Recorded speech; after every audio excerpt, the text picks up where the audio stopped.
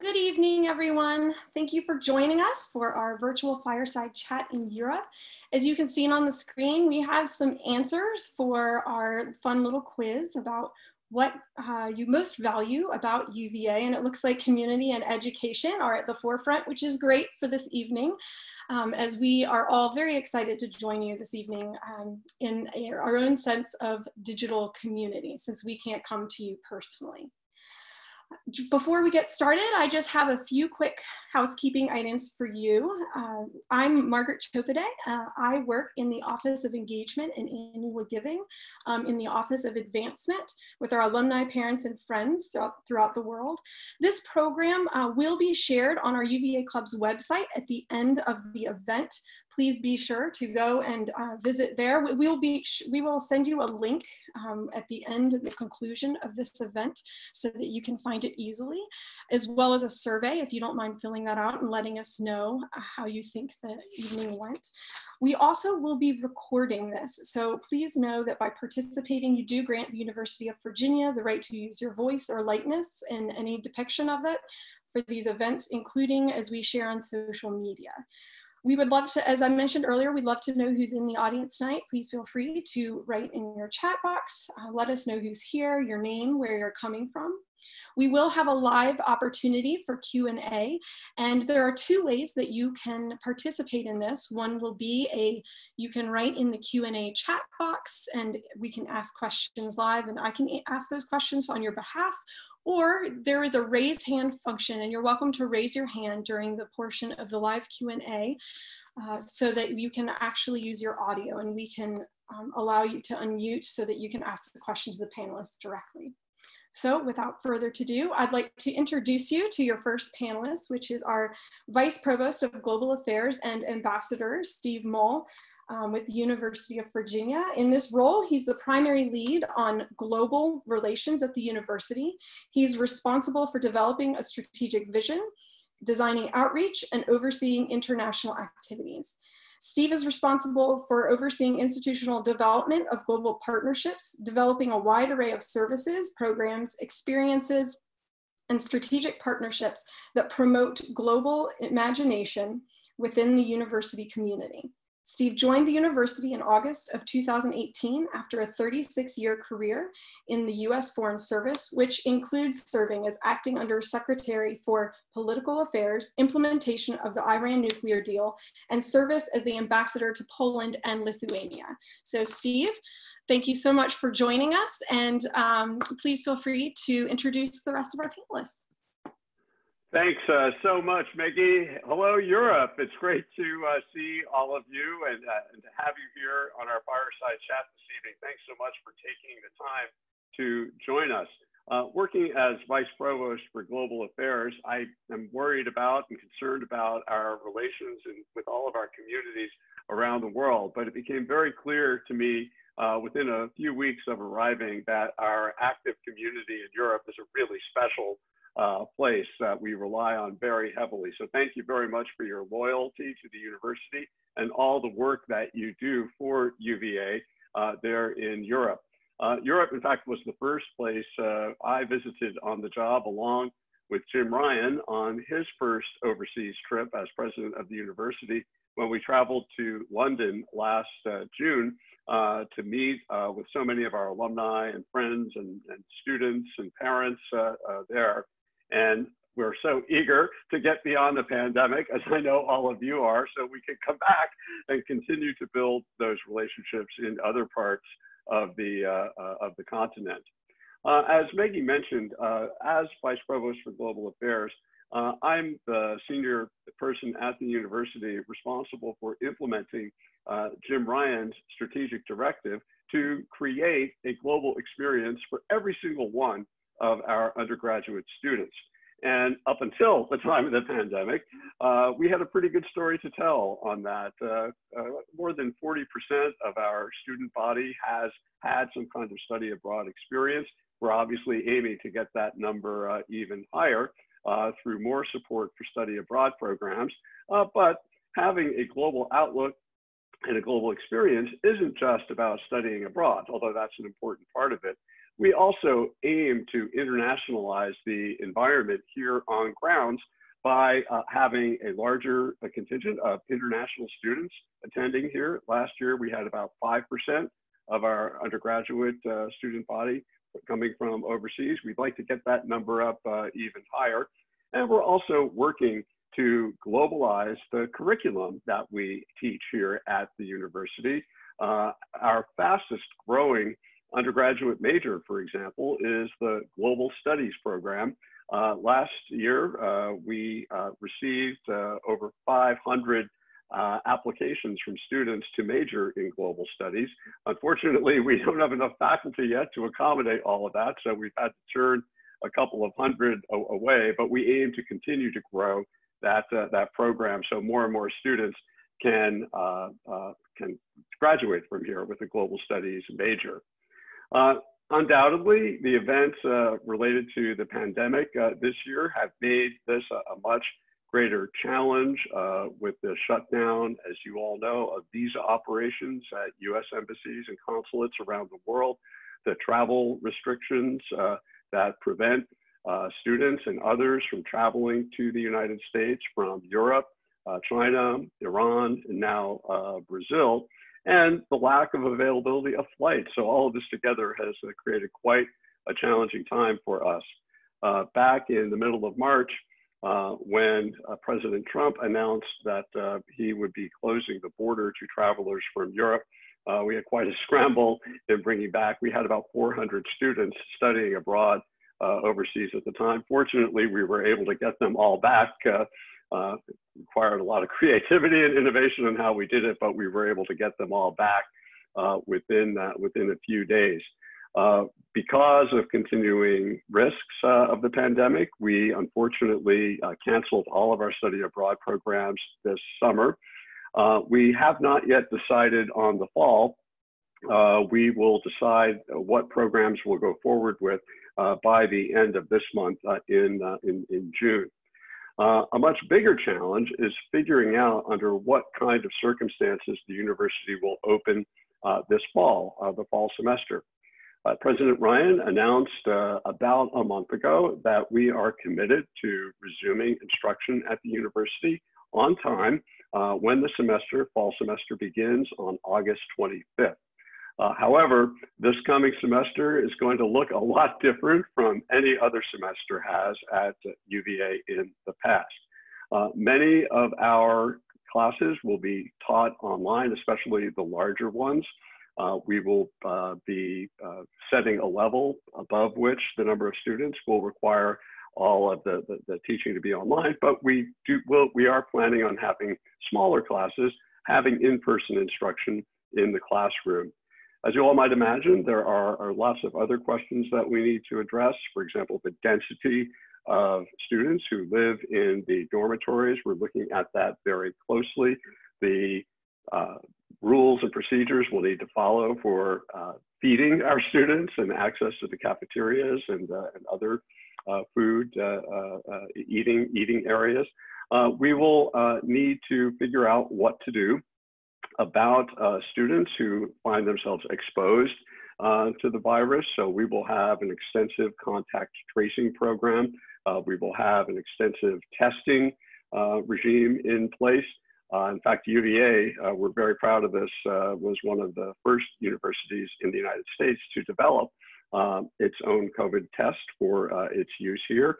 And by the next month or so, we'll be up to the capacity of being able to administer 1,500 tests a day, which will be a very important part of our operations this fall. We need to be very sensitive to the challenges of international students. As I mentioned, most US embassies and consulates are still not open for visa processing. Border restrictions continue to remain in place for the 4 areas I mentioned, and it's still hard to get flights from a lot of places. So we have committed to our international students that regardless of whether they are able to physically come to Charlottesville or not, we will guarantee every single one of our international students online education at their homes until such time as they are able to join us in the United States. We've communicated that to the international students, and they've been very grateful for that. Additionally, we're going to be much more flexible in how we approach the academic year. Many students may worry about being in a large congregation of students here, and we, of course, are going to be concerned about that as well. We anticipate that a number of students will prefer to do a good part of their study in the fall semester at online at their homes outside of Charlottesville. And so we're going to try and address that interest in a way that will give students the opportunity perhaps to take fewer classes in the fall semester. Then we will be ending the in-person portion of the fall semester at Thanksgiving. So students who prefer to leave at Thanksgiving will be able to stay home for the rest of the winter break, and will be all online in the break between Thanksgiving and the beginning of the spring semester. In addition, many of you will remember, those of you who went to UVA, that we have a very rich tradition of the J-term at UVA, where students will take a class for the 2 weeks between in early January before the start of the spring semester. We're going to substantially expand course offerings during the J-term for students to perhaps take a course that they weren't able to take in the fall for whatever reason, to make that up. The spring semester we anticipate will start on time in mid-January, but then in the first part of the summer, we will substantially expand the offerings of instruction for students to complete their work over the academic year. So for example, it could happen that a student may decide to spend the fall semester at home, taking 2 or 3 courses online, then taking a course in January during the J-term, having a full load in the spring semester, and then taking another course or 2 in the early part of the summer semester, so that from September through the end of June or so, students will still be able to have a full academic year's worth of credits that they can earn, although in a slightly different configuration than before. Obviously, one of the big challenges we're going to face, students like to congregate together. We're going to have very strict social distancing rules in place. We anticipate every student who comes here will be given a kit with lots of hand sanitizer and masks, little tools to use to press buttons and open doors so you don't have to use your hands. And the grounds is going to look like it never has before, with substantially greater items to use in keeping clean and a hygienic environment. We're going to have substantially expanded hygienic and custodial services throughout the classrooms, offices, and dormitories as well, to help minimize the risk of infection. And if there's a sign of any infection, we will have facilities available where we can quickly quarantine and isolate students where they can continue their education without presenting a risk to others. There's not a playbook for any of this. Frankly, we're making it up as we go along. We're blessed with incredibly talented colleagues in the health system here at UVA who've been very helpful to us in figuring out how to approach this. And we did, when we switched to fully online instruction back in March, we took more than 4,000 classes and put them all online within about 10 days. It worked incredibly well. Some things that we still need to do better, and we'll keep working at it. But our goal is to make sure that our students will continue to get the kind of education that's made UVA famous and a great place to go to school. It'll look different, but the final outcome, we hope and plan, will be just as good as it ever was, if not better, because by the time we get through all of this, I think we'll all find we're a lot more resilient in dealing with these kinds of challenges. Going forward, the global education account is going to be really challenging, I think, for the next few years. their students have already indicated to us that they and their parents are not completely comfortable with getting on airplanes and traveling overseas. I think that will change after a while. I remember what it was like in the days after 9/11. I anticipate a similar kind of recovery period from this pandemic, and I think ultimately we'll get beyond it. What I worry about most of all is that this throughout history, and Jessica can talk a little bit about this, but through history, whenever there's been a pandemic in any historical period, there are certain things that come from that: fear of the other, fear of outsiders, an instinct to wall off the outside world to protect yourself from a source of infection. And I think all of us can see that happening in our current environment, with a drive to blame others for the pandemic, certainly a rise in travel restrictions and making it more difficult to travel. So that has encouraged a lot of people to say that, well, maybe this globalization thing was a bad idea. We need to go back to withdrawing in among ourselves. Well, given my experience in international relations, you won't be surprised that I have the complete opposite conclusion. I think the risk of the pandemic really underscores, like never before, how we need to cooperate and engage with the world to counteract and mitigate challenges like pandemics that no one country can defeat on its own, whether it's this or complications from climate change or migration or terrorism, narcotics, human trafficking. All of these issues require, if we're going to solve them, we have to work with others to do so. So it's a value that guides our global education here at UVA. And if we have to accept that people either don't want to travel for the next year or two for study abroad programs, that doesn't mean we can just forget about the world. It means we have to intensify our efforts to expose our students to the world using other ways. So one of the things that we're looking at very carefully is to expand the idea of the so-called global classroom, in which we have faculty and students who pair with foreign counterparts in universities around the world, and they co-teach classes together. And the students at UVA mix with the students at the international university, collaborate on research projects and learn together. I think all of us are getting a lot more skilled at how to use Zoom in operating in this new environment. And I think those skills will serve us very well to enable us to connect with our foreign partners while we're in this period of not being able to travel so much.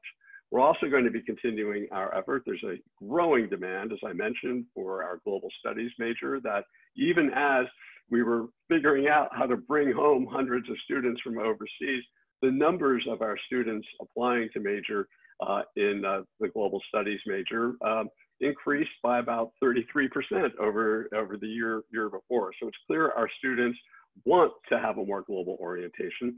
So we'll be working very hard on how to deliver that. Anyway, I'll stop there after those comments. I certainly want to give the floor to some really distinguished partners here on the panel today. First, I'd like to introduce Dr. Phil Bourne, who, as Maggie mentioned, is the Dean of our School of Data Science, which is the newest of UVA's 12 schools. It went official last September, and Phil has done such an extraordinary job in building the vision of this school, which we like to call it a school without walls, in that it operates across all of the schools throughout the university, introducing data science to an important component of how we look, how we work in every academic field here. Phil's originally from Australia, came to us by way of Suffolk in the UK, and then for some years has been working in the United States, first as a physical chemist and a biomedical engineer. But then a few years back, he was hired by the National Institute of Health for his groundbreaking work in developing a huge data set of RNA and DNA proteins that has become an essential part of every single medicine that's been invented in the past 30 years, relied on the big data set that Phil developed during his years working in San Diego. And we were so thrilled back in 2017 to attract him from the National Institute of Health, where he was in charge of their data analysis, to bring him to our Data Science Institute, where he's done such a great work. It inspired a lot of philanthropic support to enable us to found this school. We're also really privileged to have with us today one of UVA's most distinguished alumna in the field of history. Jessica Guino Hecht is currently the director of the John F. Kennedy Institute for North American Studies at the Free University of Berlin. She's also the chair of that institute's history department. Jessica was awarded her PhD from UVA in 1995 for her study of the US post-war occupation of Germany after World War II. She also got a master's degree from UVA in 1990. Her specialty is the impact of culture on international relations, which, if you pick up a newspaper, it's a field that's in growing importance. We can see the cultural differences and how they affect the conduct of international relations in ever stronger and more significant ways. She's had enormous teaching experience at Harvard, at Goethe University in Frankfurt, at Doshisha University in Kyoto, Japan, the University of Cologne, and Sciences Po in Paris. So we're really lucky to have Jessica join us today. So let me turn the floor first to you, Phil, to get your perspective from the School of Data Science. Thank you, Steve. That was a very nice introduction for both of us. We're honored. Thank you. And thanks for having us, and thanks to everyone for being here. It's really great. I'm very happy to participate. I'll just say very brief words, really, but I do want to emphasize that I have grown up on 3 continents, and I think that the opportunity to do that early in life was really game-changing for me in how I've thought my whole life as it relates to cultures and diversity and many other things. So I'm extremely grateful that that's what happened. I think it also reflects over as you can tell, if you can see me, many years as a scientist, where of course science is such an international activity. And I was just musing on the chat that's flying by, and Heidelberg and Oslo and Basel as example places that popped up where I've spent lots of time working with colleagues, in part because I'm actually a biomedical researcher at my roots. So those are places where one would spend a lot of time. I mean, I think I just want to make a couple of points about science being international and how important that is, and how free-flowing it is in terms of ideas and resources, but not necessarily funding resources. I was the first chief data officer of the National Institutes of Health in the US, and I remember the difficulty we had actually putting together programs with funders in Europe, notably the Wellcome Trust, because that was, while science is international, funding is national, and that is somewhat of an impediment. Of course, there are exceptions to that, but we really need to be working more and more together as a global enterprise. And that, of course, extends to the data. I've been quite heavily involved in what's called the FAIR principles, which is this ability as it relates to data and analytics to be able to find, access, interoperate, and reuse content, which I have to say, during the era of COVID-19, has really come to the fore.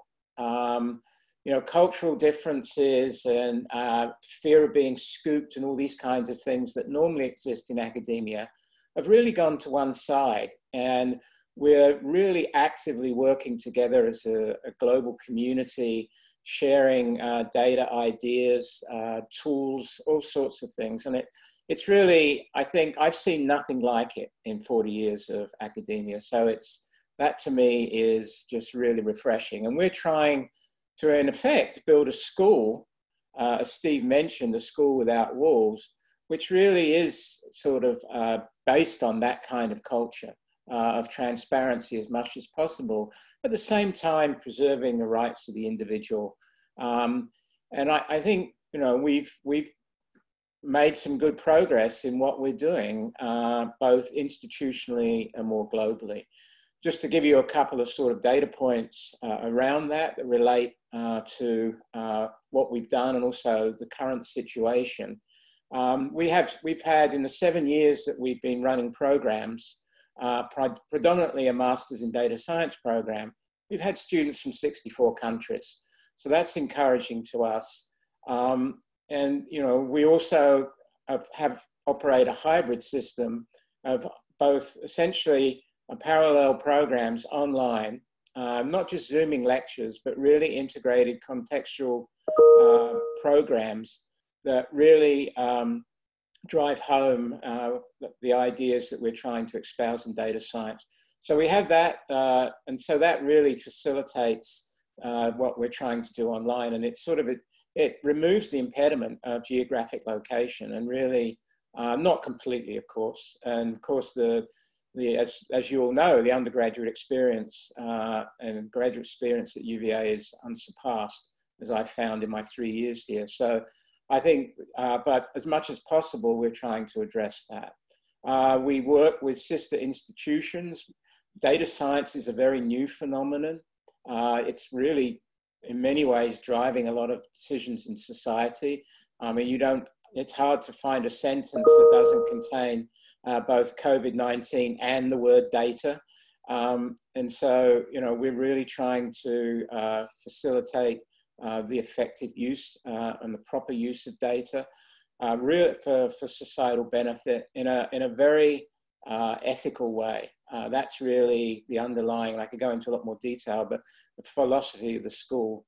And so that's where we're sort of headed. We have sister institutions right now in Zurich, in Dar es Salaam, in Tanzania, in Manchester, in the UK, and we're looking to partner with other entities, and what it means to be a sister institution or a sister of some kind.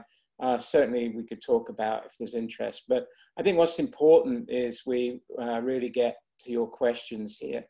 I would just say one thing about COVID-19 in particular, is how we're approaching that.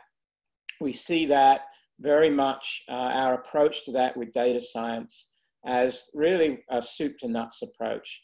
It's all the way from molecules, looking at potential drug targets and that kind of thing, through what we do at the cellular level, through to model organisms, through to individuals. And that's, of course, a critical component, how we think about the individuals in this.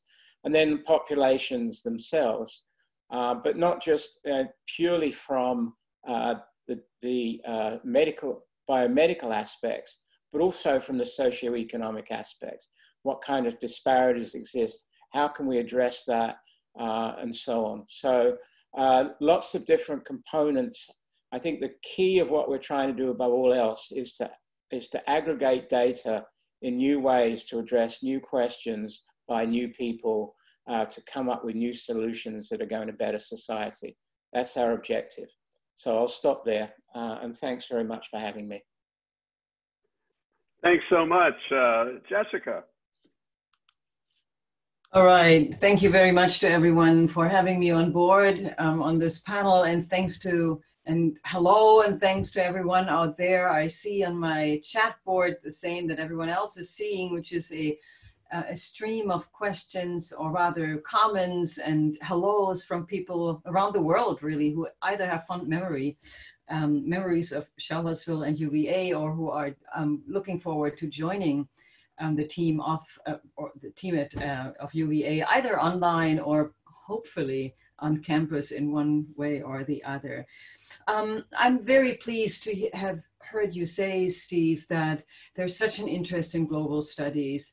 And it's certainly much more so than I went to UVA many years ago in 1988 or in 1995, the year that I graduated, when there were admittedly a lot of international students, but there weren't as many, I think, as there are now. But the climate was also a different one. And one thing I would like to talk about, since you asked me to talk a little bit about Europe, is in a forum like this, and I actually find myself in lots of international forums where I'm asked about to speak Europe and the United States and how are things going and what's the general mood here and there, is I do, for all the globalization that we see on the, let's say, non-state level, along the lines that Phil has been talking about, along the lines that I've experienced it, and certainly the way you have talked about it, Steve, and my children even experience it. We're traveling, you know, apart from Corona, of course, has become so easy, and hopefully one day will be easy again. But one thing that's, of course, decisively different is that the ties between Europe and the United States on the state level, on the political level, have not improved over the last couple of years, and certainly not on the level over the last couple of weeks and months, where we see the usual themes of divergence and tensions and indifference. You know, the most recent topics was the US planned demobilization of American troops in Europe and in Germany in particular. There are divergent opinions about welfare and social policy. We will certainly see that again in the elections coming up. TTIP, of course, has been a topic that has really touched the students at our institute, the John F. Kennedy Institute, which is the largest of its kind, dedicated to North American studies in Europe, to no small degree, not simply as a political topic, but also in their way in which they decide to go places later on. And at bottom, one thing that strikes me is that that nowadays the United States is much less a place where people and students in particular want to go. And I applaud every single one I see on this commentary list who tells me that either their son or daughter or they themselves are going to the United States coming from Europe, because it is a fabulous experience. But what we see on a much broader level is there's more hesitancy now than there used to be 30 or 40 years ago. And I'm less worried, I think, about things like, you know, anti-Americanism or mutual tensions. As a historian, we know this has been characteristic for European-American relations for the last 200 plus years. This comes and often it goes and then it comes back. What I am worried about is that the divergence of mutual perceptions is widening to an extent that I've never seen this happening before. For a study that I did a little while ago, I looked at a couple of opinion polls. I just want to talk about this. This was one poll done by the Pew Research Center in cooperation with the German Körber Stiftung Foundation, that is, that studied US-American European relations. And they found out that, focusing on Germany, 70% of all people asked in the United States think that the German-American relation is going great. If you ask people in Germany, however, 73% believe the opposite, that relations are tumbling down, that they're down spiraling. And in that same opinion poll, 75% of all Germans asked for a foreign policy on the part of the German government that would seek a distance to the United States, while 2/3 of all people asked in the United States said that Europe was the closest ally of the United States. And this goes on and on and on. There are also specific findings when it comes to cooperation, either with Great Britain or with Germany, and of course the mutual relations, but the picture seems to be always the same, which is that most people who have been asked in the United States believe that the relationship is going well, and it should go on going well, while most people asked in Europe, and then in Germany in particular, think the relationship is not doing well at all, should maybe not even be bothered to be improved, and maybe, Europeans should turn elsewhere. I haven't seen a divergence like that in my entire lifetime, and it worries me to no small extent. I do believe that people in global studies, such as the one that you just mentioned, really have a task here to look into this and ask some very tough question why this is and what we're going to do about it on the policy making level, but also on the non-state level, and so on and so forth. The other thing that I wanted to talk about is one thing that has been striking Europeans over the last few years, but really over the last couple of weeks in particular, particularly in the context of Black Lives Matter, is the extent to which Americans prove to be surprised by the enormous outpour of popular interest and, in fact, protest and engagement and demonstration in the context of Black Lives Matter and political statements for Black Lives Matter. It seemed to many Germans that what they see as a given, which is, of course, you engage politically for a specific cause, it seemed surprising that this would surprise so many people in the United States. Why wouldn't they know that while Germans or Europeans at large might feel that the relationship on the political level isn't going so well, on the non-state level, there is an unbending interest in the United States as a cultural reference point and even as a social political reference point. That seemed very surprising. So I think the global classroom, as the one that you have been proposing, Steve, is one of the answers that lends itself easily, thank God, in the age of Corona. I'm teaching a course along those lines right now, not with a colleague from the United States, but with the colleagues from Paris on human rights and music. And we're both surprised, and I think our students as well, as how well this is going, what fun it is, and what an enormous amount of potential we see happening there. And I'm really looking forward to try out something similar with my colleagues in the United States and elsewhere. I think it would be the administrator's job to kind of hatch out the parameters of this, how we're going to do this time-wise and investment-wise and all of that. But I think it's a real opportunity for all of that, for all of us. A footnote on COVID: I work for a public institution. Now, as you may or may not know, in Germany, education on the academic level is, first of all, free. So we have no tuition. There's a fee to cover healthcare and public transportation, but there is no tuition for students to pay. So the questions that we have to answer are in many ways very different from the ones that you have to cope with at UVA, because we see ourselves as a service sector in which students are now asking us very tough questions about security and health, which, given the fact that the Freie Universität of Berlin is also a mass institution with tens of thousands of students, but is funded by the state on a very, in comparison, yes, to private institutions and even state-funded institutions like UVA, our funds aren't anywhere near what you dispose over per student. We have great difficulties answering. We will go back to the semester, the winter term, as we call it, on November 2nd. That date has even been pushed back from mid-October now to the early November. We're talking about what's called a mixed semester, which means most every class over, I think, 40 people will still have to take place online. And even below 40 people, it's going to be a tough call because we need the rooms to teach smaller classes. And we just found out that at my institute, the biggest lecture hall, which typically sits 120 people, is going to be able to accommodate no more than 12 if you take the recent hygienic prescriptions very seriously. So we're facing tough times here, but we're all trying to do our best.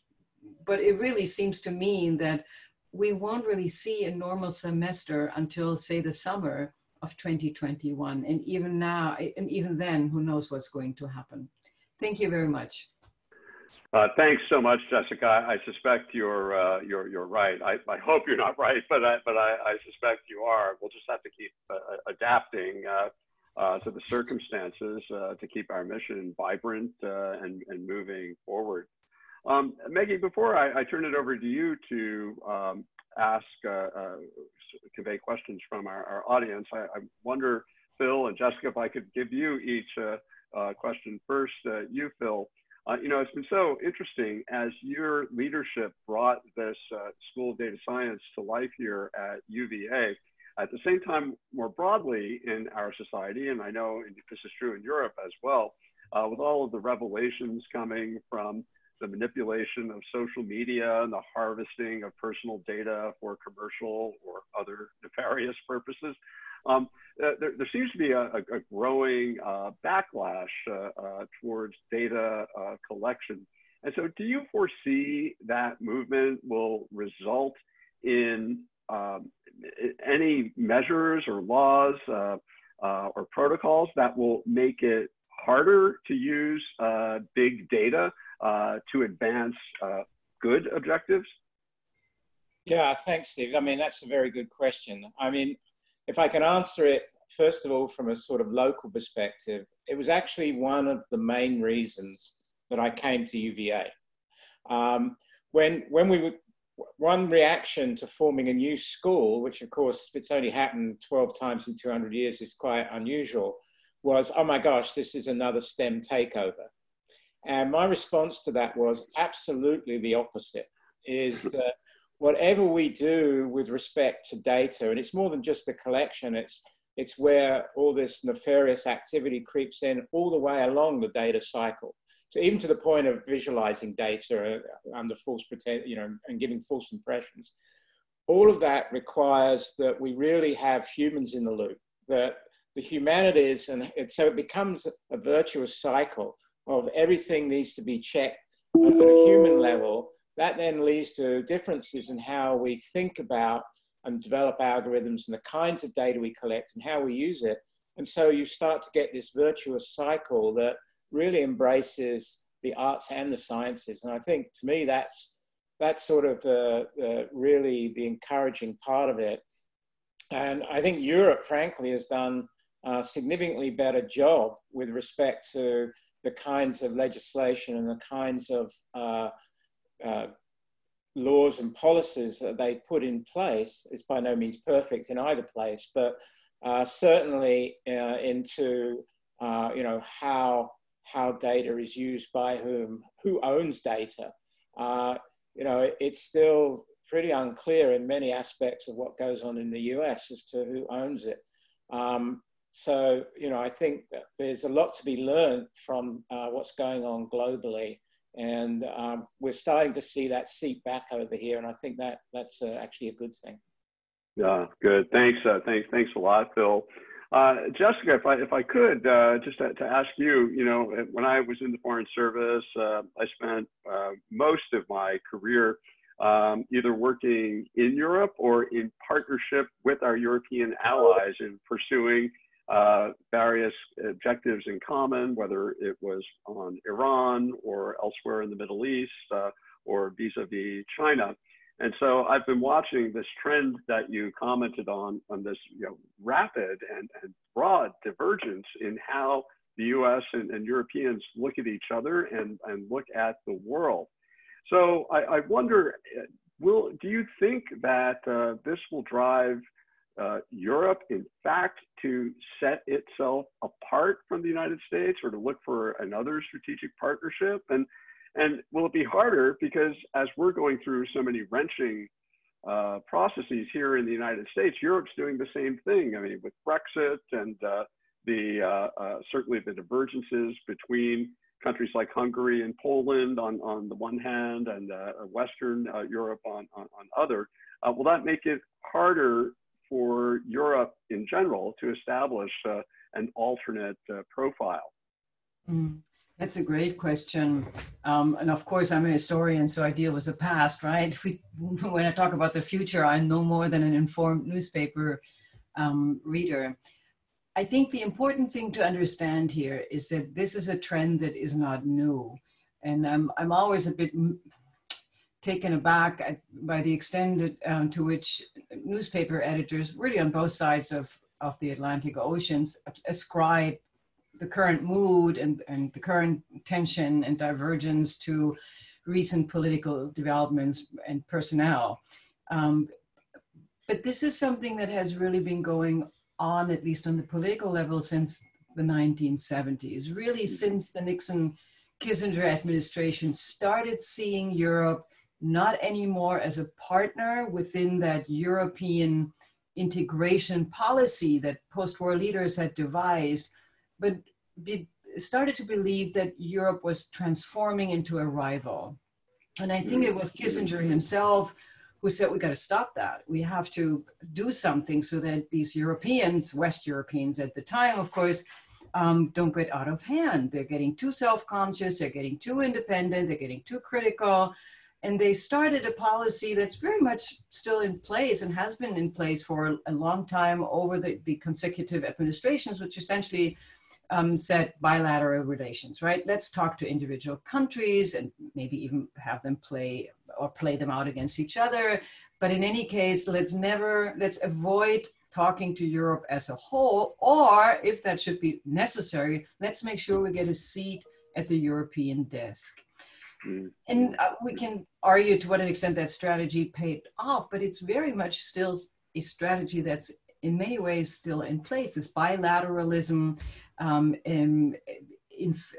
the disadvantage of the European Union, and a general sort of discomfort with the European Union. It's almost like that child that grew up and now nobody knows what he or she is going to be up to. What that means for Europe is, on the other hand, I think a reorientation toward the United States, also, of course, since the 1970s, that we see maybe clearer now than we saw 30 years ago, or maybe even 12 years ago, or 15 years ago, but it's nonetheless in place in order to become Europe and to become more self-sufficient, in order to even start thinking about a common foreign policy, a common foreign military, and all these questions that have been on the table for years now. A distance to the United States is unavoidable. And the question that you're asking really is, to what an extent can you have the cake and eat it too, right? To what an extent can people like you in office and me as a scholar who is interested in the United States, who wants a close relationship, so what can we do to safeguard that relationship? And of course, we can do lots of things on the non-state level. I see even more students now speaking up and parents who are talking about sending their kids to UVA. That is part of the relationship that is to be taken very, very seriously. And it's easing it and it's making it easier for Europeans to keep the tie in place, or at least to not sever the ties as they are right now. Because every single student who, from what do I see here, Paris and Prague and elsewhere, who's going to come to the United States and spend his or her formative years at the University of Virginia or any other institution, and who has, for the most part, a probably very positive experience and makes friends there, will be an investment in that transatlantic relationship, and really special relationship that's at stake, that we're talking about now. We have to keep up that flow in the absence of, favorable political relations, and we don't know how that is going to go for the next 4 years or so. But in the absence or uncertainty of that, I think we really have to put our bets on these people. I like that very positive outlook, Jessica. I completely agree. It'll make sure I still have a job. So thanks very much. And me as well, right? Maggie, I'd like to turn it back to you. I want to make sure that we get some time to hear questions from our colleagues in the audience. Great, thank you, Steve, and thank you, everyone. So we're going to open up for our live Q&A session now. There are two ways, as I mentioned earlier, that you can join us. You can either type a question in the Q&A, or you can actually raise your hand, which should be over near your participants tab, if you would like to ask your question live. So to get us kickstarted, we do have a question that came in through our Q&A box from Johan Knudsen, who actually is also one of our club leaders in Norway. And he asked, how are you using experience from this crisis to bolster ideas, promote changes in how we use data science to use energy more efficiently as this relates to combating climate change? This was emphasized on the news some weeks back, but seems to get less attention as countries are reopening. well, I can have a quick go at that. I think it's a good question. I mean, I happened to be in New Delhi very soon before the shutdown, and then pictures I've seen subsequently, the change in the air quality. And I think we've even seen that in Charlottesville, where the air quality by comparison is very good. So we've actually started to see these changes, and I think that to some degree has woken people up. But it also raises this issue I was trying to bring up before of the importance of integrating data from different places and for what was normally collected for different purposes. So if I put that in the context of air pollution as an example, in terms of sustainability at least, and perhaps not energy efficiency, but is that we're doing a study right now, for example, and this is I bring this up partly because it's a joint study with Charité, which in Berlin. And, we're looking at the implications of air quality as it relates to aspects of COVID and the symptoms that are related to it. As a respiratory disease, and of course, with air quality as a potentially respiratory syndrome, or having an effect on respiration. There's, looking for these kinds of analogies across two very disparate data sets is just an important opportunity that brings ideas together from at least from the environment and from health. And I think that's the kind of thing that we're seeing more and more of. And I think that's the kind of emphasis that, and it's not just with us, but data science initiatives, of which there are many in Europe as well. I'm on the advisory boards of a couple. What we're trying to do, which is to try and create those new insights by these kinds of data integration. In many cases, when the data is either public or, if not public, is at least accessible under appropriate circumstances. Great, thank you, Phil. We have another question. Could you comment on a recent announcement to reduce the number of US troops in Germany? And what if Germany and the EU will find the US as an unreliable partner and side with China? And your thoughts on that? Can you repeat the last part of the question? What if Germany and the European Union will find that the US is an unreliable partner and will side with China? First of all, the withdrawal of troops is a highly contentious matter in Germany and in Europe at large. It's very much discussed. It's been much in the news, and it's been often interpreted as a political move rather than a strategic one, which is another way of saying the current administration the US administration is sending a specific signal to the Europeans and Germany in particular in order to effect a specific reciprocal development or move rather than in fact withdrawing all these troops. And that's very controversial. The Germans don't like that. The German administration doesn't like it.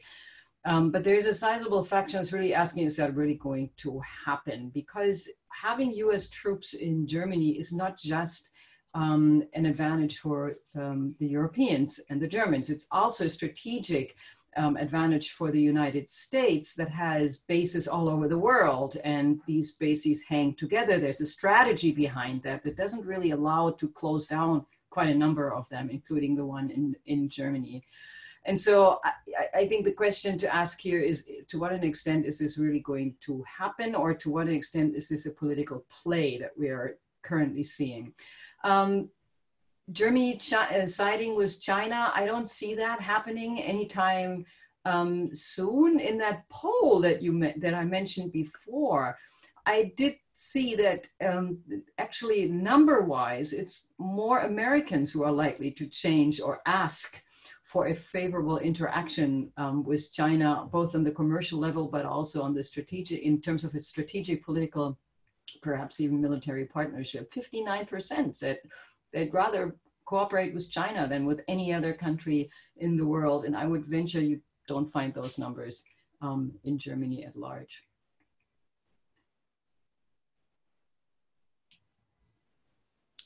Great, thank you so much. Well, I see that we're right about at the end of our time, but I thought I would ask just one really small question, or no question is too small, I guess, but one question from one of our registrants that sent it in ahead of time, which is they're interested to know a little bit about any thoughts about the COVID-19 crisis that might have inspired you about the pertinence of education abroad. That can be academics, internships, and global experience in higher education specifically. Well, I've actually been quite inspired. I was feeling pretty depressed as the pandemic arrived in the United States as the year went on back in February and March, and we started having to shut down programs and bring people back. But I've been really inspired and happy how many students contacted my office when they got back, just to say how that experience had changed their lives, to see the world from a different perspective and from a different culture. And they felt robbed by having to come back early. And they are absolutely vowing to go overseas again as soon as they can to continue the experiences. So it left me very uplifted that these students, in fact, have had their lives changed by sitting and studying and living in another culture, in another part of the world. In fact, there were so many students eager, and faculty members as well, eager to share their experiences, that we've actually launched a COVID Diaries blog comprised of so many of our students whose international experiences were affected by the pandemic. And so I invite all of you, if you have a chance, go to Global Affairs UVA webpage, and you can look at our COVID Diaries and see the kinds of experiences that people have had in their global outlook as a result of this terrible challenge. So despite the challenges, and it's a big one, I'm more optimistic than ever before about UVA's growing profile in the world. You want me to add to that, Maggie? You are absolutely welcome to add a little to that if you would like, Jessica. Thank you very much. Distant education isn't anything new, right? We've been doing this for a long time. It just used to be a very special thing for very special people. Well, now everyone is doing it on the spur of the moment, and we're learning as we're doing it. But there is no doubt that on the level of academia, I think the group that has been hit hardest are the students.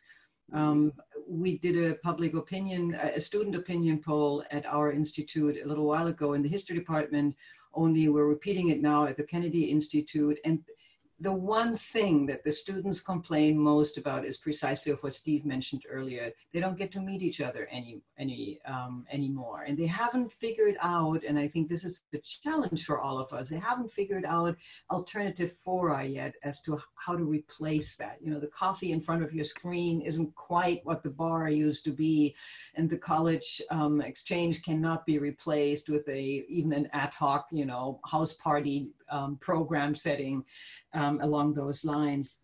So I think what we're seeing here is lots of opportunities on the one hand in terms of teaching, what we just addressed before. And we also see lots and lots of really tragic drawbacks, because I think if every single one of us thinks back to his or her student days, what was the best thing about it? Come on, let's face it. Yes, the education was great, and it featured very, very prominently in this little meeting poll you did up front, but it was community that counted most, right? The community of other people. And for students, that is mostly other students. And then there are the uncertainties, the changing nature of the home office. Home office used to be something for somebody who was sick or had a child. It used to be something very special. Now we're all in the home office, and chances are actually pretty good that the home office will be vastly transformed in its meaning for the entire industrial and academic sector. Maybe for some of us, we're going to stay in that home office. Who knows? There is no telling what's going to happen in the next year or so. But one thing we know is that the way in which we interact with coworkers, with colleagues, and with fellow students is going to be vastly transformed, and not just for the moment, but for a long time to come.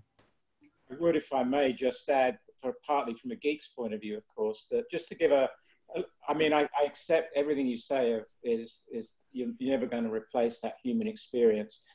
However good technologies get it, and they will get better very fast now. I've seen examples of it in very select environments. That's going to become mainstream. But there's also, you know, one of the positive sides of all of this, of course, is data. We're now collecting far more data in a digital way about the educational experience, for good or bad, than we've ever done before. And we can use that effectively. You know, the truth of it is, you know, beyond what happens at the individual level, the idea of precision education, the idea of educational analytics is not particularly well developed. And now is an opportunity to really accelerate that by virtue of the environment we live in, for better or worse. So how we respond to that to better teach people at an individual level and have them respond at an individual level, I think is a cause for some optimism in, even though, to your point, Jessica, we're losing a lot. Mm. Thanks all. Well, I'm afraid that's all the time we have for today, for our time of day. Thank you to all of our panelists so much for joining us. It was such a pleasure to have you. Thank you to all of our attendees. Just to make sure you know, we will be able to have opportunity to view this again, as well as our other international fireside chats in our other regions online. I'll send out that link shortly in an email to follow up. And please fill out a survey that we're going to be sending out, which will help us have a gauge at this programming and how we can do more moving forward. So thank you again. Thank you, panelists. Thank you to our attendees. And I hope to see you all again at our next event. Thank you. Thanks a lot.